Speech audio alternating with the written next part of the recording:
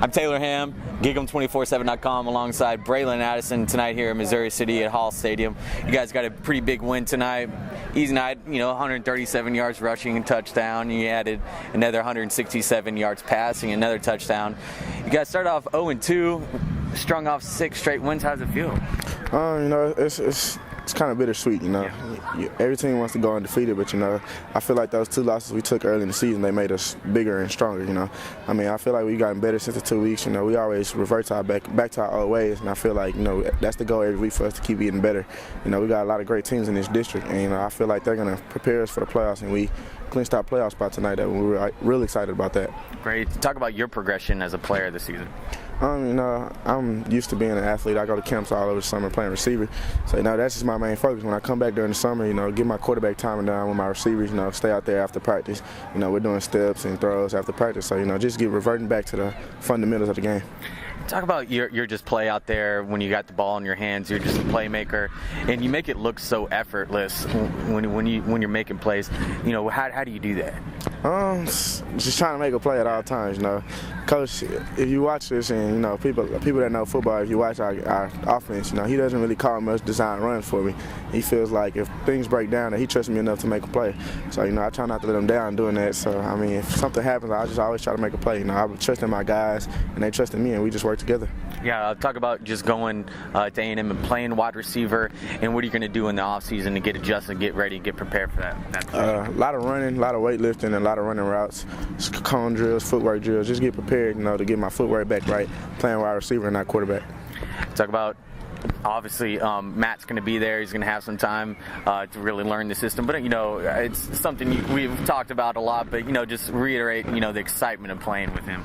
I'm really excited, playing with him, Trey, all the guys that's committed with us, I'm really excited about it. I think it's going to be a real fun experience for me, these next 4 years. I feel like it's going to be the best time of my life. Playing with a lot of guys I know, and I feel like, playing for the Aggies it's a great program, great tradition, great fans, and it's close to home. So I feel like it's a perfect situation for me.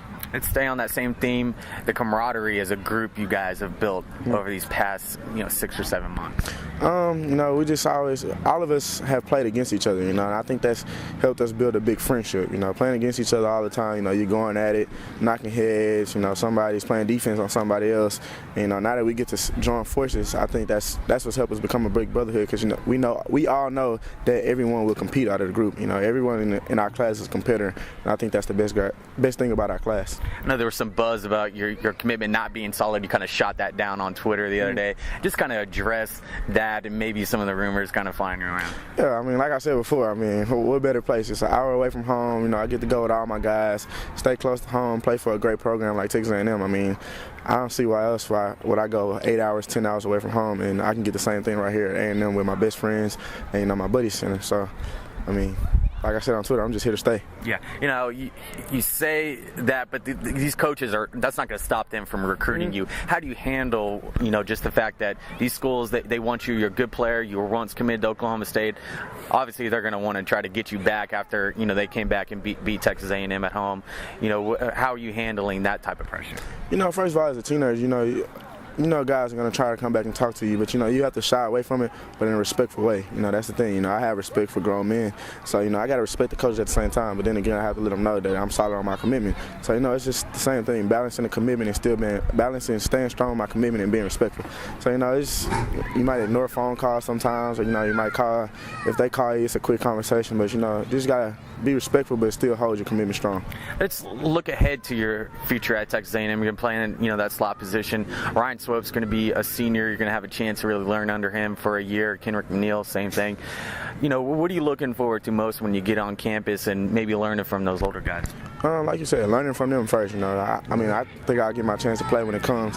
But, I just want to get up there and I want to learn. Someday fill out my career at Texas A&M. Let's talk about the SEC. There's obviously a lot of buzz around that big move over there. How do you feel about that move personally? I'm really excited about it. That's been the biggest thing about my commitment is people think I'm upset about changing conferences because I committed to play for Texas A&M in the Big 12. But I feel like the SEC, they quote unquote say is the best conference. So for us to move over there, I feel like that's better for me and for my teammates. They say to be the best, you got to beat the best. And I feel like for us to go to that conference, we could beat the best and become the best. Absolutely. Hey, yeah, you guys really really, as a group, really relish that competition and playing against the best. How do you feel about, just going to that conference and really trying to maybe prove all these haters wrong? Well, like I said before, I feel like everybody in our class that we got coming in, everybody that's already there now, and even the kids that's going to come in the future after us, I feel like, A&M, we recruit competitors, and I feel like that's the best thing about us. We already have great coaches, great people around the school.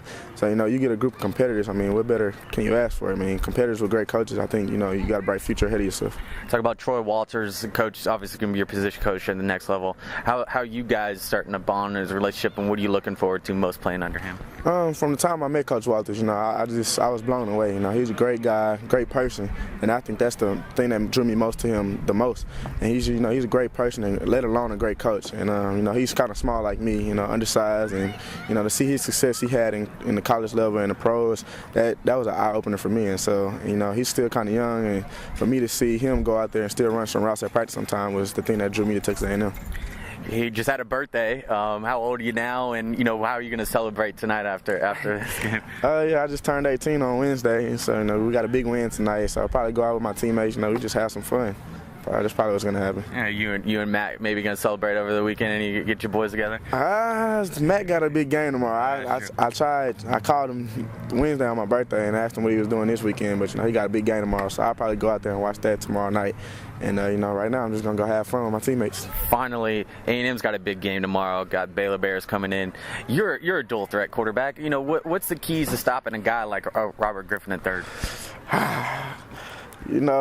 A regular dual threat quarterback, I would say, make him beat him with your arm, but he can do both. He's a great quarterback. He can run with his legs, and he can throw. So I think there's no way you'll shut him down, but I say contain him. Tackle him when you had a chance. Make him work for everything he has to work for. Great. Well, thank you for the time, Bralon. Happy birthday. No problem. Stick to Gig'em247.com for all your latest